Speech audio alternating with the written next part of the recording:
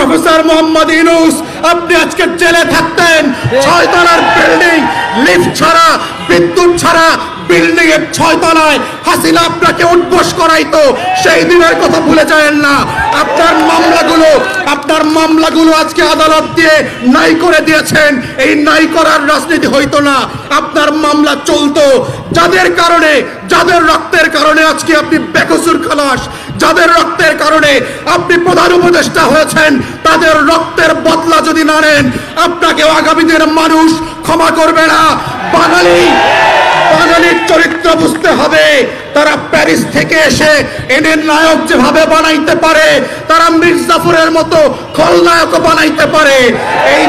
রক্ত দেওয়া শহীদ পরিবারের এই ইতিহাস ভুলে যাবেন না আওয়ামী লীগ জাতীয় পার্টি এবং 14 দলীয় ল্যাসপেন্সারদের যে মাফিয়া কার্টেল ছিল তারা সিম্পলি কোনো রাজনৈতিক দল না যারা মনে করে থাকেন যে রাজনৈতিক দল আকারে ইন্টারন্যাশনাল কনভেনশন মোতাবেক যে সিভিল পলিটিক্যাল রাইটস তারা প্রিভিলেজ আকারে পাওয়ার কথা ছিল তারা সেটা পাবেন জাতিসংঘের মানবাধিকারের রিপোর্টে যেটা বলা হচ্ছে তাদেরকে যেহেতু তারা রাজনৈতিক দল তাদেরকে নিষিদ্ধ করা যাবে না তাদের কাছে আগে প্রথম প্রশ্ন হচ্ছে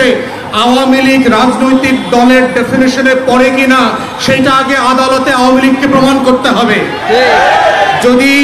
জনতার আদালতে বাংলাদেশের গণঅভ্যুত্থান পরবর্তী বাংলাদেশ 2 এর আদালতে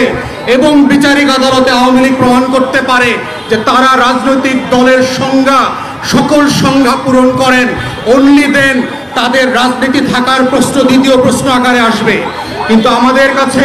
গণঅভ্যুত্থানের যেই রিপোর্ট মানবাধিকারের দপ্তর থেকে এসছে জাতিসংঘের কাছ থেকে এটা খুব প্রচ্ছন্নভাবে পরিষ্কার 45-এ যেই যুক্তিতে এবং যেই কারণে জার্মানিতে নাৎসিদেরকে নিষিদ্ধ করা হয়েছিল ফ্যাসিস্টদেরকে ইতালিতে নিষিদ্ধ করা হয়েছিল ফ্রাঙ্কোর দলকে নিষিদ্ধ করা হয়েছিল দক্ষিণ আমেরিকার প্রত্যেকটা গণঅভ্যুত্থানের বিপক্ষের শক্তিকে নিষিদ্ধ করা হয়েছিল কঙ্গো এবং বুরুন্ডিতে সেই লাল কাল মার্চের খ্রিস্টান মিলিশিয়াদেরকে নিষিদ্ধ করা হয়েছিল